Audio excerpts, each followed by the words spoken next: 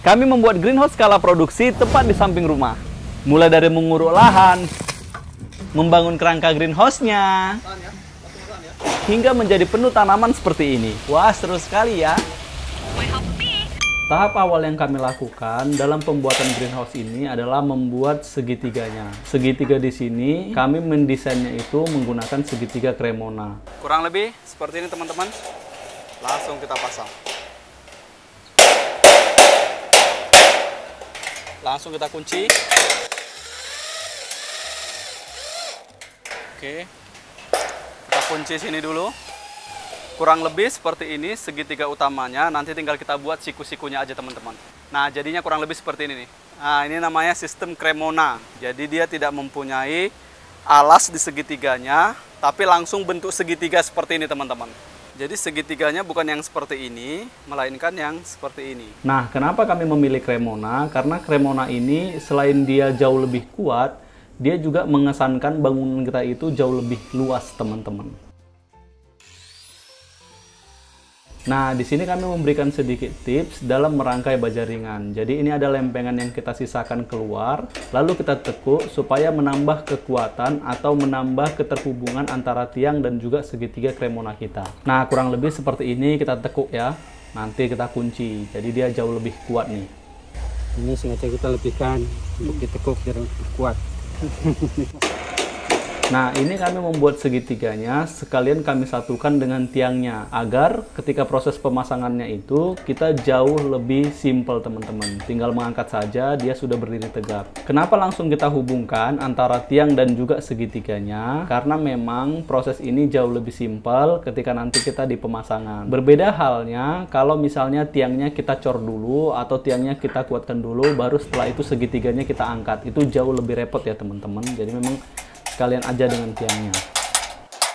Di sini kita membuat segitiga dan tiangnya itu ada 7 teman-teman. Dengan bentangan panjang greenhouse kita sekitar 12. Jadi kurang lebih antar tiangnya itu sekitar 2 meter ya. Nah, untuk pembangunan menggunakan baja ringan ini memang kita harus pintar-pintar merangkainya ya teman-teman, agar kekuatannya itu dapat dan juga estetikanya dapat. Nanti setelah segitiga dan tiangnya jadi semua, baru kita jelaskan secara detail kerangkanya ya. Setelah kita buat segitiga yang 4 seperti ini teman-teman, baru kita buat siku yang memanjang ini, yang horizontal seperti ini. Setelah itu kita buat siku yang zigzag ini teman-teman. Untuk yang dalam kita menggunakannya sistem timpa dianya. Artinya sistem timpa di sini C-nya itu tidak saling berhadapan ya teman-teman, atau saling membelakangi lah, supaya kekuatannya itu jauh lebih kuat karena dia tidak ada yang dipotong-potong. Sedangkan kalau untuk yang luar seperti ini untuk yang luar sini dan yang paling luar sana kita belah teman-teman.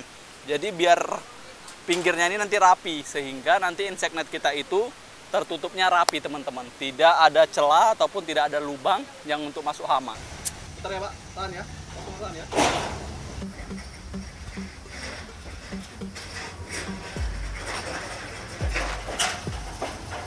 Ini kita lagi pasang segitiganya, karena orangnya 3 jadi agak berat teman-teman.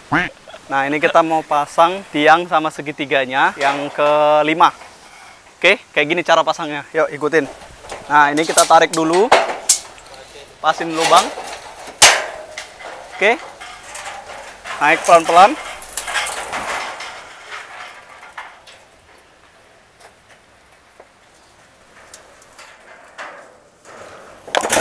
Oke, kurang lebih seperti ini. Baru kita kasih cagak. Nah, ini supaya kuat mau kita satuin dengan yang berdiri. Nah, di sana sudah berdiri 1, 2, 3, 4. Nah, sama ini dia 5. Berarti 2 lagi nanti. Nah, ini Pak Tri lagi masang penyangganya sebelum nanti kita finishing teman-teman. Tahan.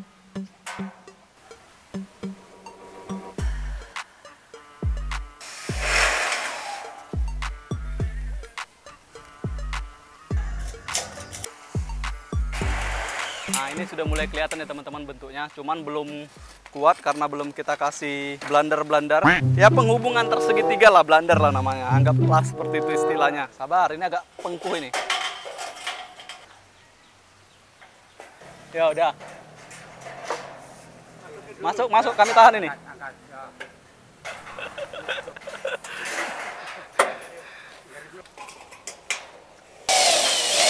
Oke.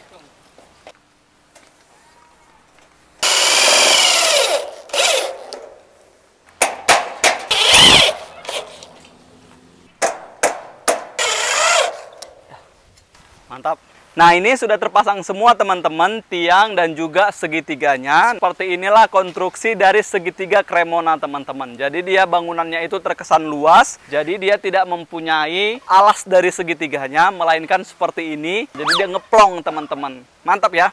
Nah, kalau kita lihat yang bagian pojok sini atau bagian luar, dia itu rapi ya teman-teman. Tidak ada baja ringan yang menjorok keluar atau malah offset seperti itu. Nah, karena dia kita tembak lurus, ini betul-betul rapi sehingga nanti insect net kita itu nempelnya itu lebih rapet, tidak ada celah sehingga hama tidak dapat masuk. Jadi sama seperti yang kami jelaskan tadi ya, itulah alasan kenapa baja ringannya itu kami belah atau dirobek teman-teman. Berbeda dengan yang di belakangnya ini teman-teman, kanal C-nya itu tidak ada yang kita potong atau belah. Kanal C-nya itu kita buat saling membelakangi atau kita timpa atau tumpang tindih teman-teman. Tujuannya agar konstruksinya kita itu jauh lebih kuat. Nah, karena memang dari segi kerapihan dia kurang, tapi dari segi kekuatan dia itu jauh lebih kuat dibandingkan yang kita belah yang di paling pojok sini. Alias bagian terluar paling belakang dan juga paling depan teman-teman.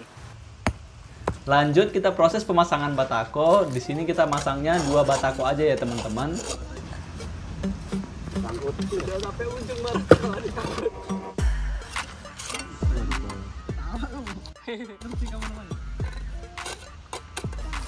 Kurang lebih seperti ini ketika batakonya sudah terpasang. Ini sudah keliling ya. Nah, ini kita lagi mau pasang spring clip teman-teman. Nah, fungsi spring clip itu adalah pengunci dari plastik UV dan juga insect netnya agar lebih kuat teman-teman. Sehingga bisa ditarik ketat, jadi lebih awet plastik UV-nya. Nah, ini spring clipnya sudah kita pasang keliling di sebelah sana. Di atas ini juga sudah kita pasang semua sebelum kita pasang atap plastik UV-nya. Ini langsung kita mulai aja proses pemasangan atap plastik UV-nya. Untuk pemasangan atap plastik UV-nya ini kita lakukan bertahap ya teman-teman. Kita pasang dulu yang bagian paling lebarnya, setelah itu baru kita lakukan pemasangan bagian bawahnya. Untuk proses pemasangan plastik UV-nya ini memang sebaiknya dilakukan 2 orang atau lebih ya teman-teman. Karena kalau 1 orang ya agak sedikit sulit. Karena 2 orang ini memiliki job desk yang berbeda. 1 orang bertugas menggulung dan merapikan plastik UV-nya, dan satunya bertugas untuk mengunci menggunakan kawat spiral. Oke, ini update pengerjaan kita teman-teman. Jadi ini atap plastik UV-nya yang di bagian sini atau bagian utara ini sudah terpasang. Nah, terlihat untuk pemasangannya cukup rapi ya. Karena bisa kita lihat dia bening sekali, tidak ada lekukan-lekukan ya teman-teman. Nah, kalau rapat seperti ini biasanya ketahanan plastiknya itu jauh lebih bagus nanti. Nah, sedangkan untuk bagian yang sini belum kita pasang karena memang tadi anginnya cukup kencang ternyata kalau dia di atas jam 12. Nah, ini nanti kita pasang besok pagi ketika mataharinya terik sehingga ketika kita tarik itu dia jauh lebih kencang atau jauh lebih kuat teman-teman. Oke, ini kita lagi lanjut pemasangan atap plastik UV yang bagian sini atau bagian selatan. Nah, ini kita pasangnya sekalian sama insect net untuk ventilasi yang atas ini teman-teman. Jadi biar sekalian jalan. Nah, cara masangnya ya sama, dijepit dengan spiral dari spring clipnya ini kayak gini kurang lebih. Setelah kita pasang, ini insect netnya kita gunting supaya rapi teman-teman. Ini sudah selesai pemasangan di atas, nanti tinggal kita gelar untuk plastik UV-nya ke bawah. Nah, ini kita lagi proses menggelarnya. Ini kita gelarnya dari bawah, tinggal kita sodok-sodok gini aja. Nanti biasanya akan turun. Nah, ini kalau bisa nyodoknya ini jangan pakai yang tajam ya teman-teman. Kayu besi jangan, ini paralon aja. Pelan-pelan. Oke, kurang lebih seperti ini. Simple ya cara pemasangannya, tapi kalau ya tanpa pengalaman sulit sih. Oke, ini kita lagi mengunci plastik UV yang bagian bawahnya ini. Nah, cara masangnya itu kita gulung dulu pakai kayu seperti ini. Plastik bagian bawahnya kita gulung, diusahakan rapi. Oke, setelah kita gulung baru ditarik kuat, benar-benar kuat ya teman-teman. Nah, baru 1 orang ngunci. Jadi kurang lebih pengerjaannya seperti itu teman-teman. Oke, nah kurang lebih gini dia. Jadi ketat ya teman-teman. Cara masangnya itu di siang hari seperti ini ya teman-teman. Ketika matahari terik, jadi plastik UV-nya itu lebih lentur sehingga bisa kita tarik kuat seperti ini, baru kita kunci. Jadi kemarin ketika kita melakukan pengurukan lahan greenhouse ini teman-teman, bagian sini sengaja kita kosongkan karena memang ini mau kita fungsikan untuk tempat bak nutrisi atau ya kolam nutrisinya seperti itu. Jadi untuk bak nutrisinya ini kita ukurannya kurang lebih 2x1 dengan kedalaman 50 cm. Ini kita lagi membuat nih bak nutrisinya. Jadi untuk bak nutrisi kita ini posisinya di bawah ya teman-teman, agar menjaga air nutrisi kita selalu dingin. Nah ini kita lagi membuat dinding kolamnya menggunakan batako.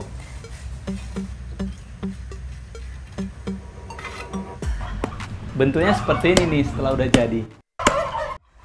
Ini greenhouse-nya sudah rata ya teman-teman. Ini kita mau langsung pasangi lantainya menggunakan wet mat seperti ini. Nah ini kita buka dulu ya teman-teman. Soalnya untuk wet matnya ini dia lebarnya 4 meter. Ini kita mau gelar dulu untuk si wet mat-nya.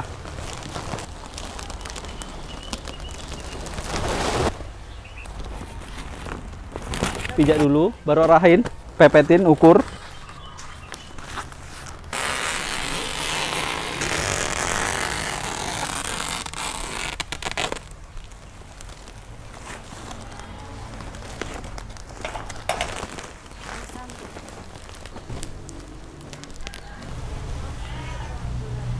Nah sebenarnya tanpa menggunakan wet mat seperti ini pun greenhouse kita sudah dapat digunakan untuk menanam secara hidroponik ya. Tapi kenapa di sini kita tetap menggunakan wet mat? Hal ini dikarenakan meskipun lahan kita ini sudah kita timbun, kadang tuh dia masih dapat menumbuhkan rumput. Makanya supaya greenhouse kita ini tidak bersema, tidak banyak gulma, kita akalin dengan cara menggunakan lantai wet mat seperti ini. Sebenarnya nggak harus menggunakan wet mat seperti ini sih teman-teman. Ada beberapa opsi lain, misalnya di semen, di cornblock, atau juga menggunakan batuan kerikil. Cuman kan itu budgetnya akan lebih mahal ya. Makanya di sini kita memilih untuk menggunakan lantai wet mat seperti ini. Kolam kita ini ketutup ya teman-teman. Jadi ini kita mau buka ya, kita robek untuk si wet mat-nya.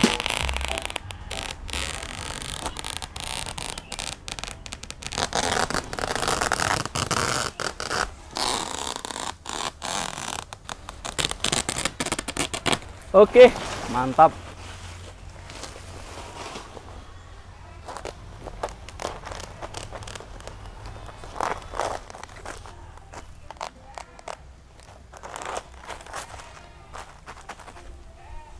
Kita pasang yang bagian sini teman-teman, biar dia full ke cover.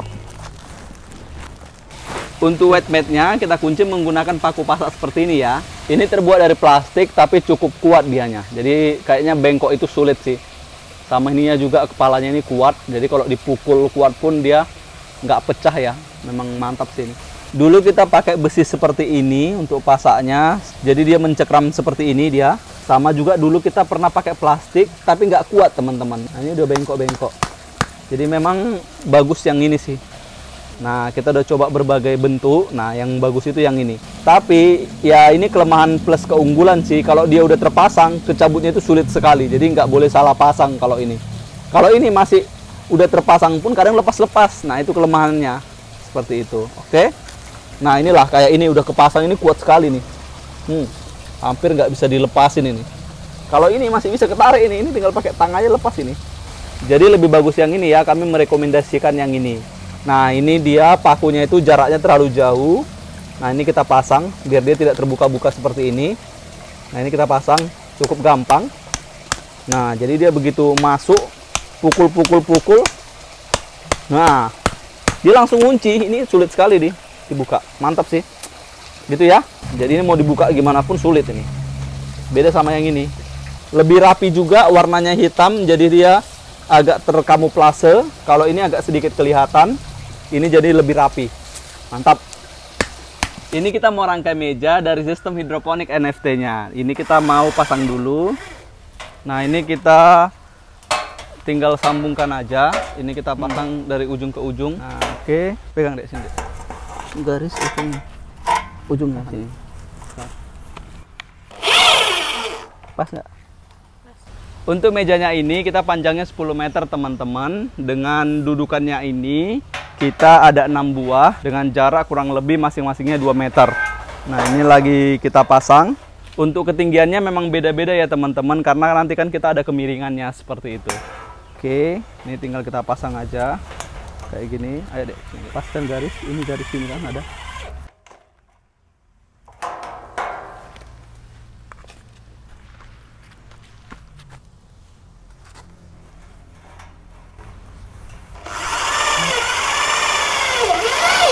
Nah, untuk mejanya ini kita pastikan dia lurus ya teman-teman. Nah, ini kita lihat. Oke, dia sudah lurus. Oke, lanjut kita kunci.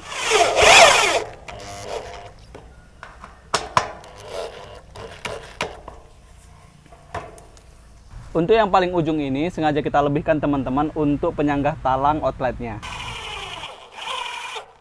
Nih kita cek lurusnya biar kerjaan kita itu rapih teman-teman. Kita harus selalu cek lurusnya.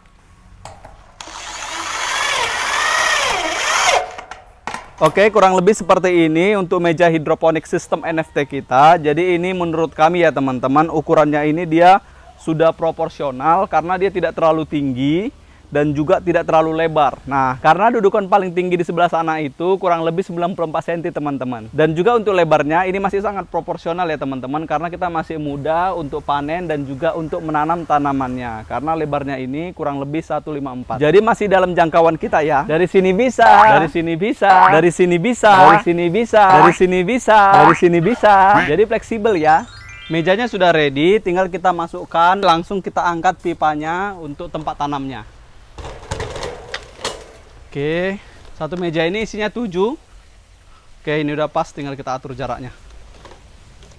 Bentar. Lalu untuk bak nutrisinya, sebelumnya kita sudah buatkan bingkai seperti ini.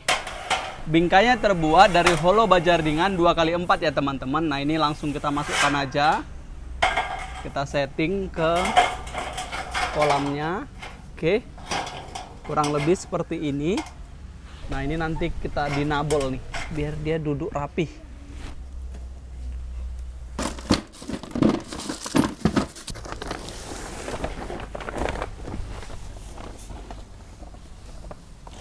Ini kita langsung masukkan aja terpalnya. Kita masukkan.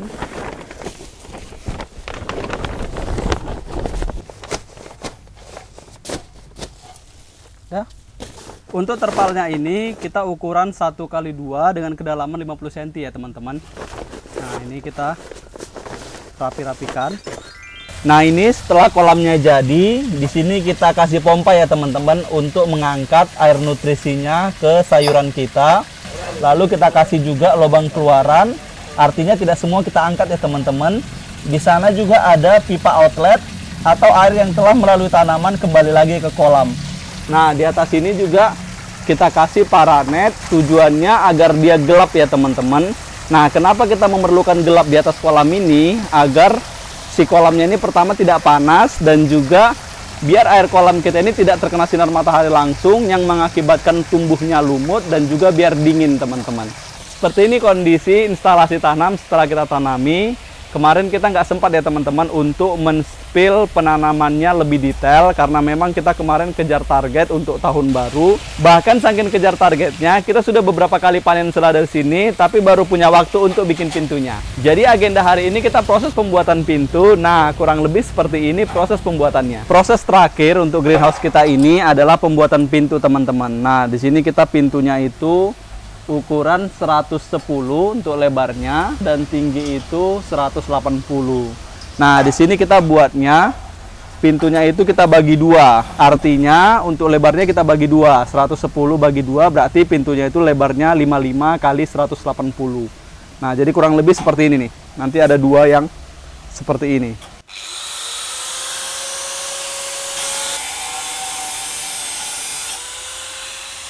Untuk rangka pintu kita ini, di sini kita menggunakan besi holo baja ringan ya teman-teman dengan ukuran 4x2 atau 2x4. Nah, kurang lebih seperti ini besarannya. Menurut kami sih ini udah kuat teman-teman, mengingat dinding pintu kami ini menggunakan insect net, jadi tidak terlalu berat. Nanti sih akan kelihatan ketika pintunya sudah jadi.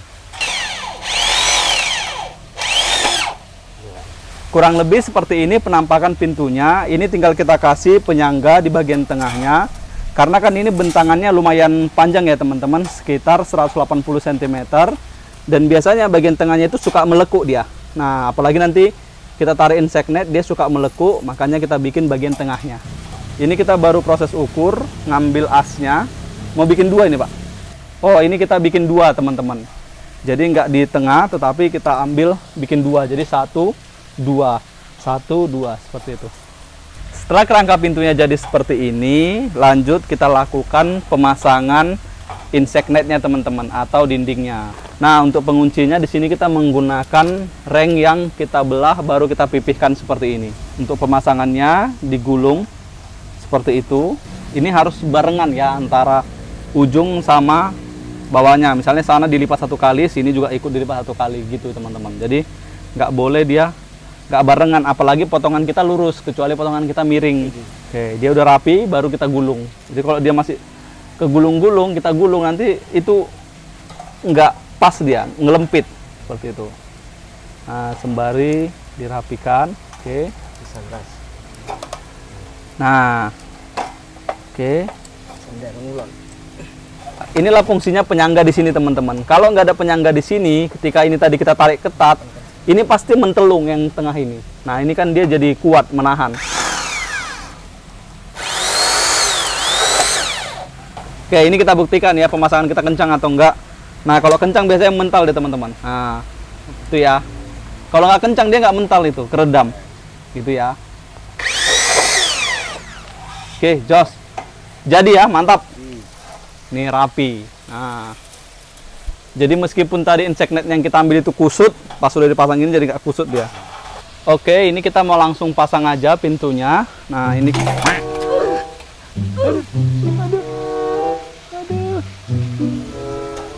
Nah, untuk pintunya kurang lebih jadinya seperti ini, teman-teman. Jadi cukup bagus ya, ada 2 pintu. Kalau untuk kita buka satunya tinggal kayak gini. Sebelumnya mohon maaf, untuk pemasangan pintu ini tidak kita rekam secara utuh ya, teman-teman, karena kemarin itu takut gelap.